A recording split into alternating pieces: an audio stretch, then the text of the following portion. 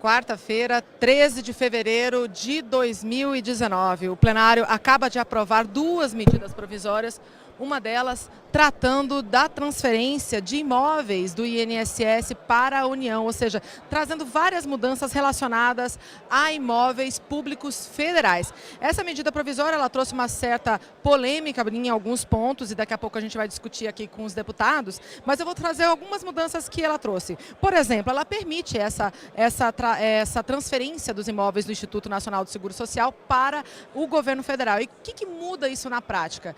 Na prática, eles vão ter uma administração diferente e poderão até ser vendidos. A estimativa do governo é que possam render até 6 bilhões de reais. E aí nessa soma estão imóveis não só do INSS, mas também imóveis da extinta rede ferroviária federal. Esse texto ele também permite que o governo doe imóveis para organizações religiosas e instituições beneficentes ou de assistência social. A gente lembra que hoje as doações de imóveis elas são permitidas já, mas para prefeituras e para governos estaduais e também para iniciativas que tenham participação pública aí de regularização fundiária. Mais um ponto que essa medida provisória muda. Clubes esportivos que ocupam imóveis desde antes de 1988, eles poderão ter essa ocupação prorrogada e também poderão ter desconto de 50% nas dívidas que têm com os cofres públicos, desde que queiram aí regularizar a situação por causa dessa ocupação de imóvel público. E por fim, o texto também permite a venda de imóvel da União com até 25% de desconto para quem for comprar o imóvel à vista.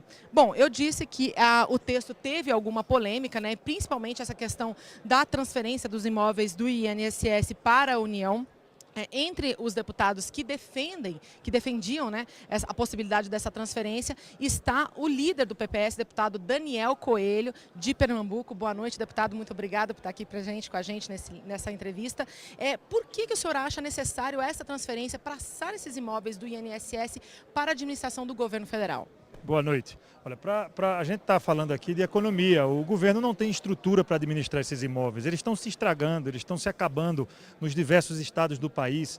A gente tem não só a economia que você pode ter com a venda, ou a receita que você pode ter com a venda desses imóveis, mas a economia em equipamentos alugados. Hoje o governo federal ele aluga imóveis privados para ter seus órgãos, para ter o seu funcionamento, quando ele poderia usar exatamente desses terrenos e desses equipamentos que estão aí, com o mato crescendo, sendo estragados. Não há estrutura no governo federal para administrar esses imóveis e essas propriedades. É muito mais útil para a sociedade, para o próprio fundo de previdência e principalmente para a população, você fazer o bom uso desses recursos, ocupando esses imóveis com os órgãos federais, economizando em aluguel e aonde for cabível também fazer a venda para poder a gente aí fechar as contas, diminuir o déficit, trazer o equilíbrio das contas públicas, fazendo a economia crescer. Não vejo nenhum sentido na manutenção desse arcabouço aí que está colocado de imóveis abandonados em todo o país. Então isso não tem o mínimo sentido, não foi utilizado nos últimos 20, 30 anos, não é agora que vai se fazer uso disso. Então acho que a medida provisória veio em bom momento, é hora da gente economizar dinheiro público para poder gastar com o que é mais importante, saúde, educação e segurança.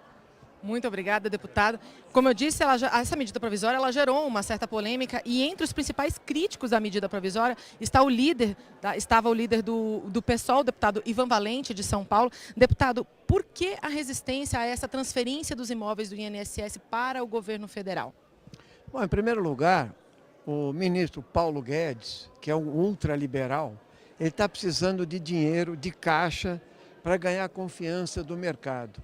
Então ele pegou 6 bilhões de imóveis, são 380 imóveis, né? 6 bilhões de reais e da rede ferroviária federal mais 1 bilhão e 700 milhões para botar à disposição, ao contrário do que disse o colega aqui, não é para a saúde nem para a educação, é para pagar juros da dívida e para que o mercado fique calmo.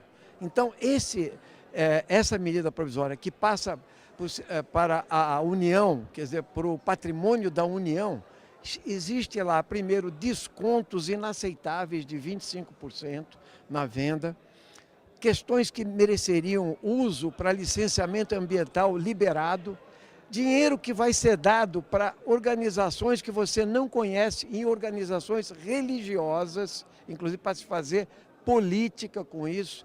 Então, na verdade, o que se está fazendo é caixa para o governo.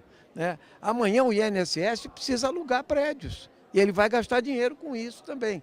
É que está na lógica da privatização da Previdência.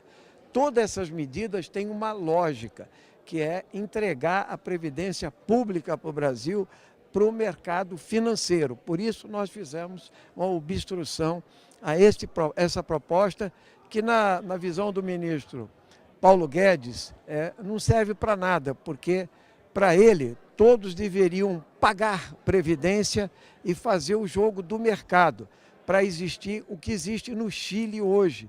Quer dizer, ou seja, os trabalhadores, na época de Pinochet, sofreram uma proposta em que, passados 35 anos depois, eles não tinham o que receber pela capitalização. Tá certo, muito obrigado, deputado Ivan Valente, obrigada pelo seu esclarecimento. Como eu disse, teve muita polêmica mesmo, principalmente nessa questão da transferência dos imóveis, mas a proposta foi sim aprovada aqui pelo plenário da Câmara, pela maioria, e agora ela segue para o Senado. Assim como uma outra medida provisória aprovada aqui essa noite é a medida provisória 853. Essa outra medida provisória também trata de previdência, mas nesse caso, previdência dos servidores públicos. O que ela fala? Ela estende até o dia 29 de março o prazo de adesão para os servidores que entraram no serviço público antes de 2013, para que eles façam a adesão à FUNPRESP, que é um fundo de pensão, uma espécie de complementação para esses servidores públicos, para que eles vão receber o teto do INSS e mais uma complementação. Então, para que eles mudem de regime previdenciário, há aí esse prazo. Mas a gente lembra, esse prazo vale apenas para servidores públicos que entraram no serviço público antes de 2013, para que eles optem sair do regime próprio do servidor público e ir para o regime geral, ou seja, recebendo o limite do serviço público, que é de R$ 5.839 esse ano, né, R$ 5.839 neste ano, e para aqueles que quiserem receber acima desse valor, tem a FUNPRESP. Então esse prazo aí vai até o dia 29 de março deste ano. Lembrando, essa medida provisória foi aprovada consensualmente entre os parlamentares aqui. O governo estima que essa medida provisória pode trazer uma economia de R$ 62 milhões até 2020, e a gente lembra que a FUNPRESP já tinha mais de 73 mil servidores ativos já até o fim do ano passado. Bom, como eu falei, as duas medidas provisórias vão agora para o Senado.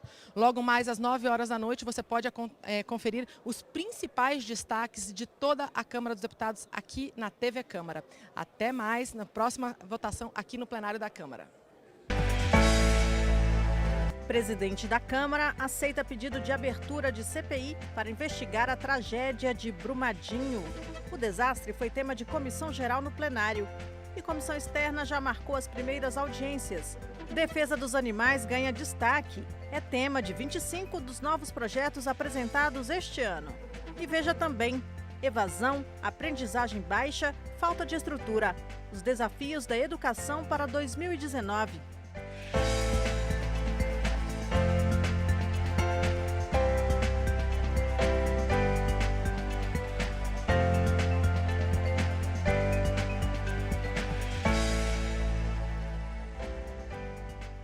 Será sobre a tragédia de Brumadinho a primeira comissão parlamentar de inquérito da nova legislatura. O pedido foi aceito nesta quarta. O presidente da Câmara, Rodrigo Maia, autorizou nesta quarta-feira a criação de uma comissão parlamentar de inquérito para investigar as causas do rompimento da barragem em Brumadinho, Minas Gerais. O acidente, que aconteceu no dia 25 de janeiro, deixou centenas de mortos e desaparecidos. O pedido de criação da CPI foi feito pelo PSDB, Democratas e PSL e contou com a assinatura de 194 deputados. Depois de instalada, a comissão terá um prazo de 120 dias para concluir os trabalhos de investigação. Se necessário, o prazo pode ser prorrogado por mais 60 dias por deliberação do plenário. O objetivo da CPI de Brumadinho é apurar o crime que aconteceu naquela região. Nós temos hoje uma tragédia que foi anunciada, então a prioridade é de fato descobrir quem são os culpados e, junto com isso, obviamente, elaborar uma legislação que dê mais segurança para esse tipo de atividade.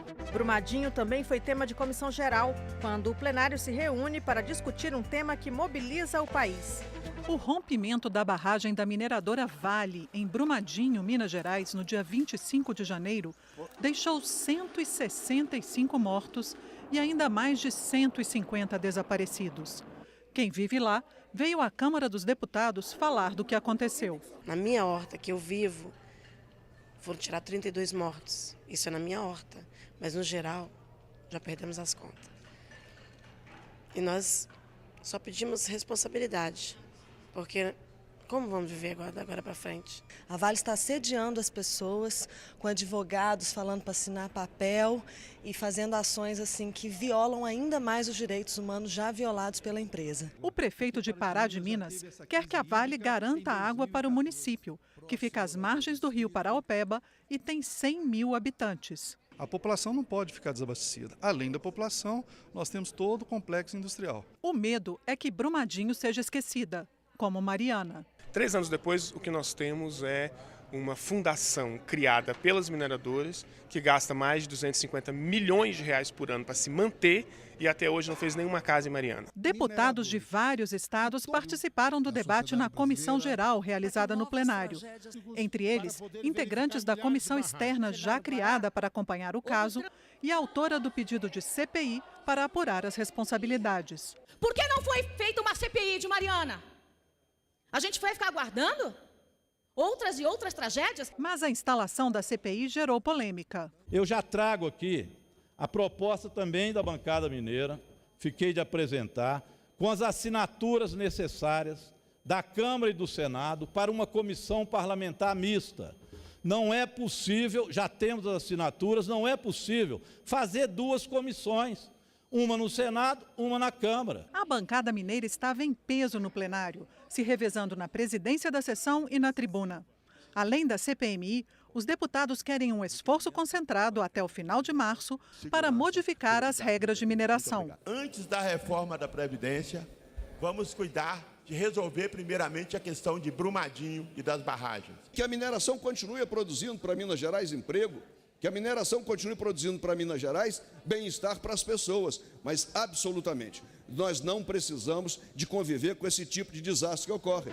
E a comissão externa que analisa o caso de Brumadinho marcou as primeiras audiências.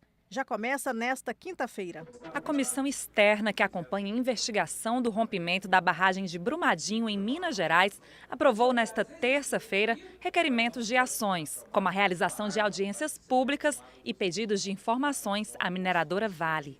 Visitas técnicas a órgãos públicos para buscar informações sobre este crime socioambiental. Pedidos de informação, por exemplo, para a Vale sobre as comunidades que estavam na área de salvamento da barragem que se rompeu na mina do Córrego do Feijão. E também requerimentos para audiências públicas, sobretudo com as comunidades atingidas. Na reunião foi lida a Carta de Brumadinho, redigida na sexta-feira, em debate com autoridades locais e a população afetada.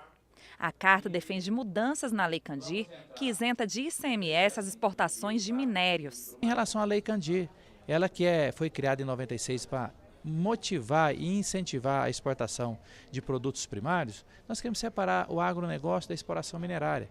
O minério é uma riqueza do povo brasileiro, então é preciso que tenha sim mais impostos, porque as riquezas do nosso solo não pode ser voltada contra a vida e contra o meio ambiente. A Carta de Brumadinho também defende mudanças na Política Nacional de Segurança de Barragens e propõe a criação de um fundo de compensação para reparar os danos ao meio ambiente e às comunidades afetadas. O objetivo nosso, dos membros da comissão, do coordenador e nós na relatoria, é entregar um projeto, as leis que possam ser votadas, que se não vão proibir ou inibir o acontecimento de novos desastres, pelo menos vão minimizar a chance deles acontecer. A gente quer que isso seja votado no final de março, mais tardar no início de abril, para a gente ter uma legislação, um marco regulatório definitivo de mineração que passa a ter como base essa carta nossa de Brumadinho.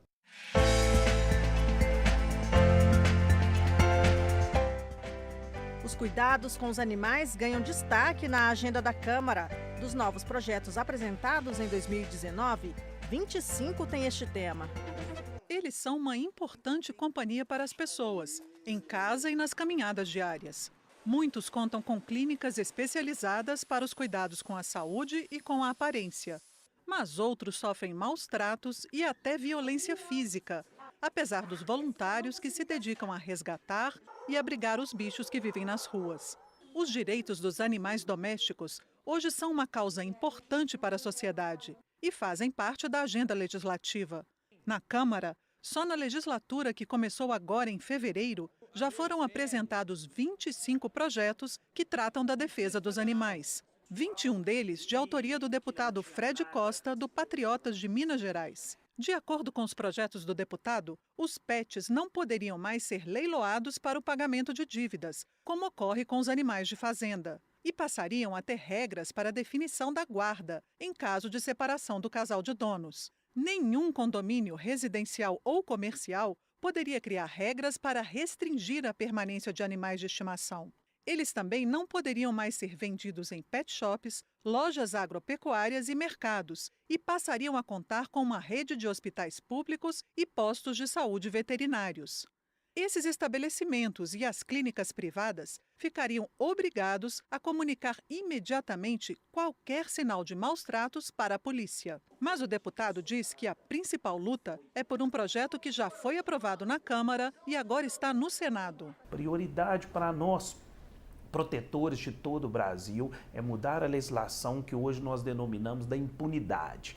Hoje é previsto para quem comete crimes de maus tratos apenas 3 meses a 1 ano de detenção, que é transformado quase que invariavelmente em pena alternativa de direito para ser mais objetivo em prestação de serviço ou fornecimento de cesta básica. O que eu proponho é de 1 a 4 anos de reclusão. Dessa forma, nós vamos garantir que quem comete crime contra os animais estará preso verdadeiramente.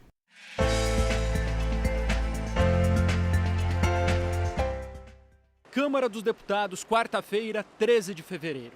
A reunião aqui é preparatória para algo que todos sabem virá: uma proposta de reforma da Previdência. PSB, PCdoB e PDT, 3 partidos de esquerda, estão tentando construir uma posição e um discurso só. Queremos discutir essa linha de corte, queremos discutir um modelo que realmente defina direitos e garanta os mesmos para quem já tem muito poucos e que, claro, garanta a participação de todos nesse processo de discussão. Na sala ao lado, a bancada militar na Câmara dos Deputados. Nossa primeira reivindicação é que não seja pautada a Previdência dos militares junto com a reforma da Previdência dos civis e iniciativa privada. Porque vão acabar, obviamente, querendo repassar para os militares as mesmas condições que está sendo passada para os civis. Horas depois, foi a vez da Frente Parlamentar em Defesa da Previdência.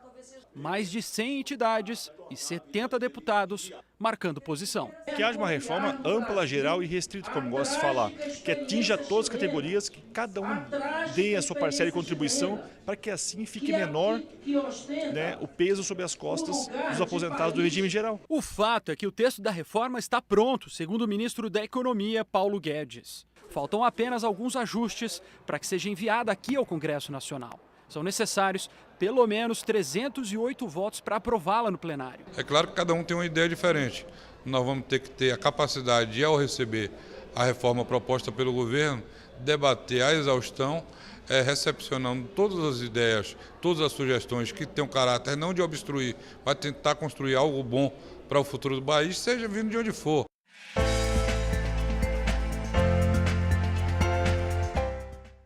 É hora de saber as prioridades dos líderes partidários para 2019. Nós temos que estar preparados para debater muito bem a reforma da nova Previdência e poder dá-la aí como concluída, no máximo, até o final desse primeiro semestre. Nosso partido tem aí a prioridade na área da segurança pública. Nós temos vários parlamentares que é do segmento da segurança pública e temos aí essa pauta para ser debatida e encaminhada aqui dentro da Câmara dos Deputados em relação à segurança pública. Aqui realmente é o espaço para debater todas essas situações e chegarmos aí a uma conclusão de aprovação ou de recusa, mas eu acho que a gente não pode fugir ao debate de qualquer uma questão que é trazida pela sociedade, que é desejo da sociedade. A interlocução com o Congresso Nacional vai aumentar, essa é a tendência. O presidente sabe que o Congresso é importante para dar estabilidade no seu governo, e aqui o PTB vai estar à disposição para conversar e dialogar para o bem do país. E encarar a reforma da Previdência é uma das maneiras, não é? A reforma que está aí não atende a sociedade como um todo. A gente tem que proteger o trabalhador rural, mas nós sabemos e temos a consciência, o PTB tem a consciência de que tem que enfrentar essa questão. Estamos esperando que essa proposta venha do Executivo, né? Foi muito debatida no governo anterior, mas essa nova proposta, essa nova ideia de como vai ser a Previdência, o Congresso Nacional está esperando que o governo federal traga para o debate dentro do Congresso.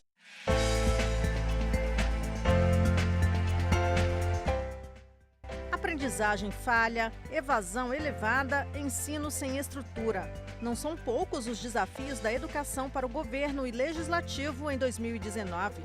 Metas já existem.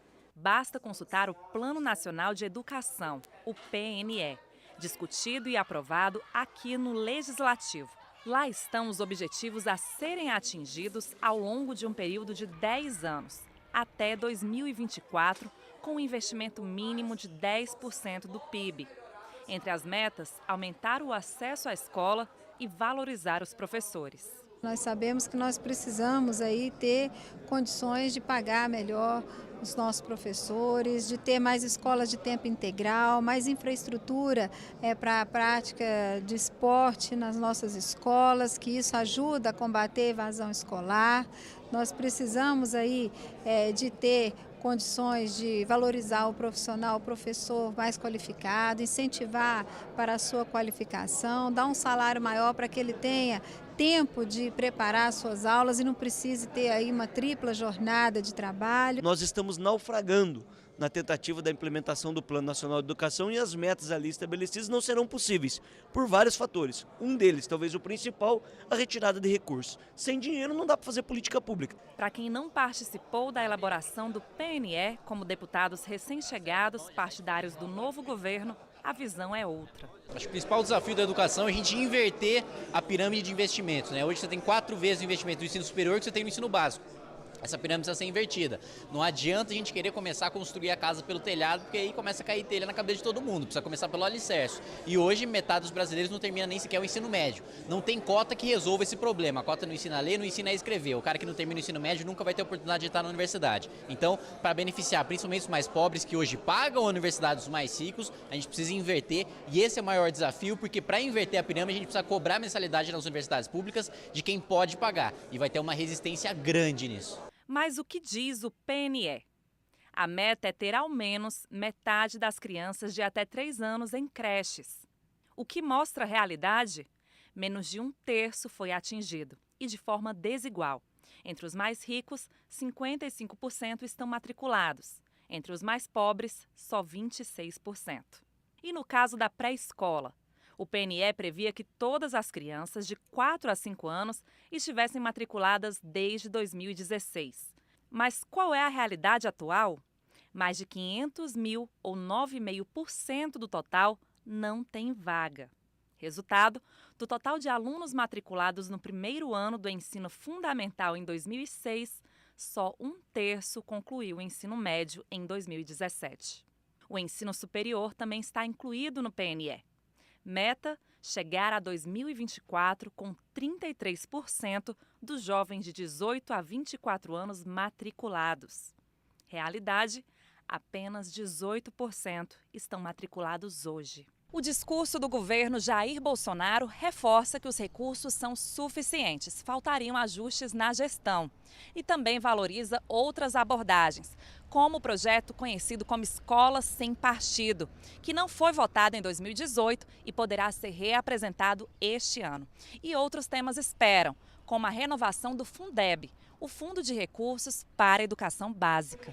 Estas foram as notícias da Câmara nesta quarta-feira, 13 de fevereiro. Para mais informações ou para rever as nossas reportagens, acesse www.câmara.leg.br. O Jornal da Câmara volta amanhã.